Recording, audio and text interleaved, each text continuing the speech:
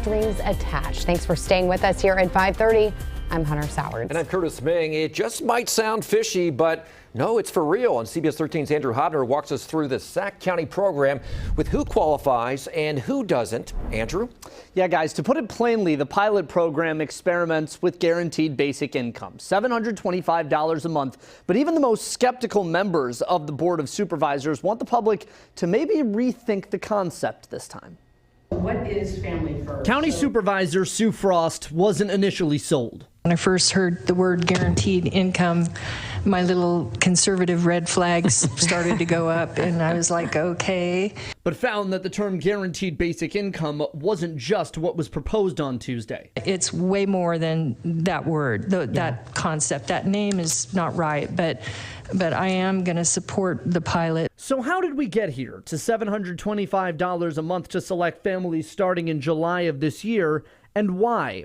The data shows that African American and Native American children disproportionately make up calls to Child Protective Services. African American children, for instance, are 11% of the county population, but 30% of the calls to CPS. And those calls can mean anything. For instance, it can be economic. A parent that has to go to a job and has to leave one minor to take care of another, for example. But the board believes that these types of payments will go towards helping those disadvantaged in these communities. I also appreciate that the stories you highlighted did speak to that self-resiliency access, that this was a hand up, not a handout. Michelle Callejas, the county director for Child, Family, and Adult Services, says that financial support for African American and Native American families can open pathways. If this changes and really reduces disparities, that's awesome. Then we'll do an assessment to see where else do we need to target our focus and resources. While inside the chamber, Supervisor Cerna brought up those very issues. The goal should be that we don't have to do guaranteed income.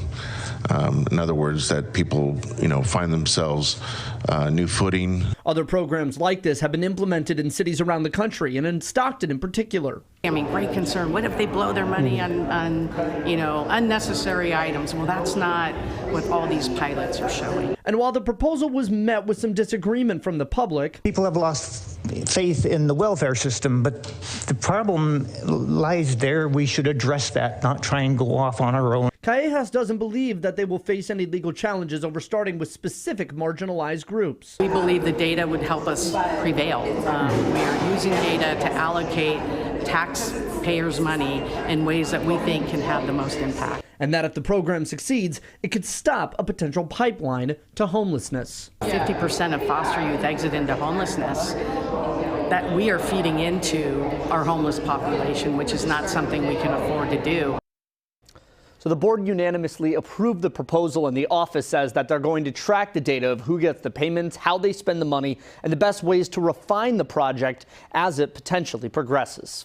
So, Andrew, what rules are there for the families to get this money? Yeah, so essentially they're going to do qualitative as well as quantitative surveys of 20 families and check in on them periodically to see how that money is being spent. There's not necessarily a penalty if the money is spent in the wrong place, but there were plenty of numbers brought up at the supervisors meeting today, namely a survey of over 8,000 participants in guaranteed basic income from over 26 cities in the United States. What they found is that less than 1% actually took that guaranteed money and used it towards things like drugs and alcohol. Guys?